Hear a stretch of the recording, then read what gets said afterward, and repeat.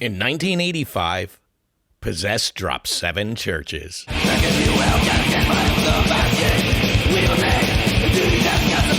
It wasn't thrash. It wasn't black metal. It was something else.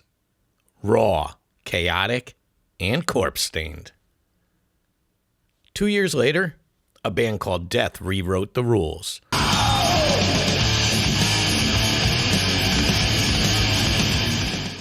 And by 1989, the underground was vomiting up new horrors monthly. Welcome to Headbangers Yearbook, Death Metal, 1980 to 1989. So before blast beats, before pig squeals, before every logo looked like tree branches dipped in bile,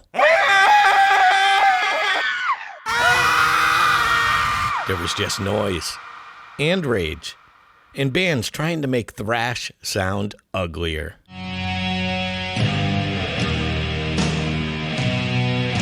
The roots of death metal weren't planted. They festered. They oozed. They mutated in basements and bedrooms with no adult supervision. You load up, you party. Venom set the tone with Welcome to Hell.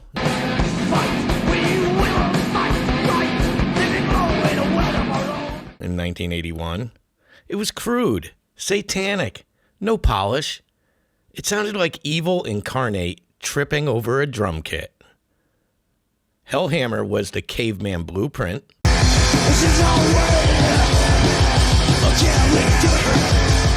Riffs that barely counted as riffs, drums like collapsing drywall. In Slayer and Bathory, what's it on the phone? I am the Antichrist! That's what I'm meant to be! You got it! Picked up the torch and torched everything in sight.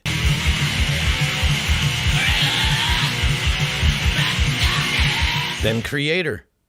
They sounded like they were being electrocuted through their own amps.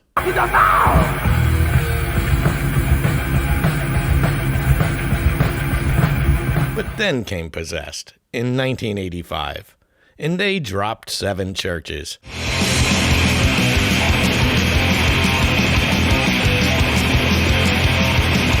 And they had the audacity to name a song death metal.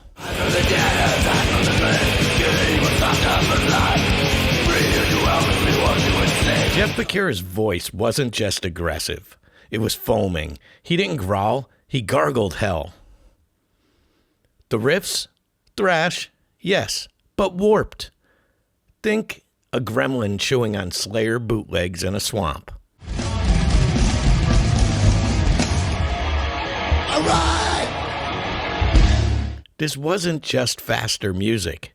This was meaner, more grotesque, and the kids loved it. Meanwhile, down in Florida, which fittingly already smelled like a grave, a teenager named Chuck Schuldiner was up to something unholy.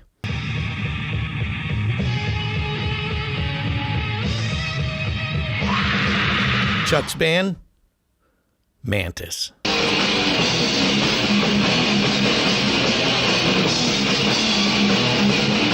Yes, named after the Venom guitarist, because metal is incestuous, and proud of it. His early demos, Death by Metal, Reign of Terror, Live at the Playground. Well, Chuck, I have to tell you that for all your reputation as being like the death metal guru, you're far too nice and too pleasant. We're like pretty sure just to crush any misconceptions of death metalers being cruel to animals or anything. I'm an animal lover. And yeah, you know, people will probably be surprised if they met a lot of bands, you know, especially in this type of music, because everyone seems extreme and, you know, they put on this image, but, you know, I'm definitely whatever, trying to break that, you know. Sounded like what would happen if you locked a skeleton in a garage with a 4-track.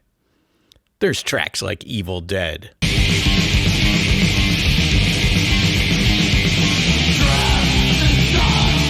Witch of Hell, and Legion of Doom.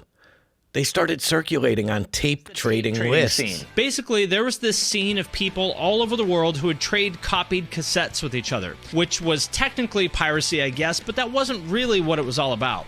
These people weren't trading copies of major label artists because they wanted to get free music. These were super fans of underground metal and punk, trading copies of obscure demos and 7-inches with the goal of just sharing the music and getting more people into the bands that they loved. It wasn't about getting free stuff, and the bands were also cool with it because it helped them reach a bigger audience. And that was the secret weapon: tape trading. Before YouTube, before Bandcamp, there was the mail. A hand-labeled Maxell tape in an envelope.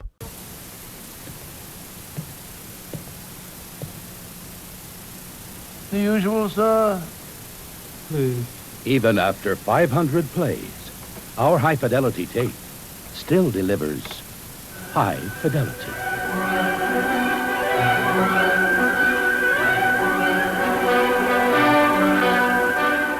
One fan sends it to another.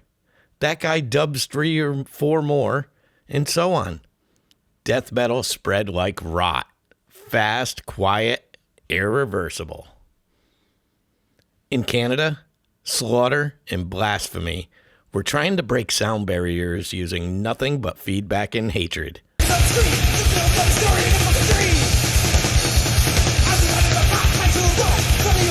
In Michigan, Repulsion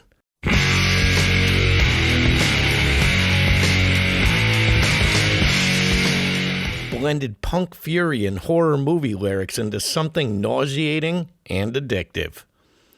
Massacre dropped their aggressive Tyrant demo in '86.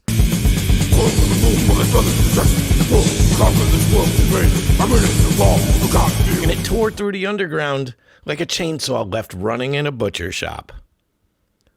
And then there was Necrophagia. Before Gore Grind, before Slam, there was Season of the Dead.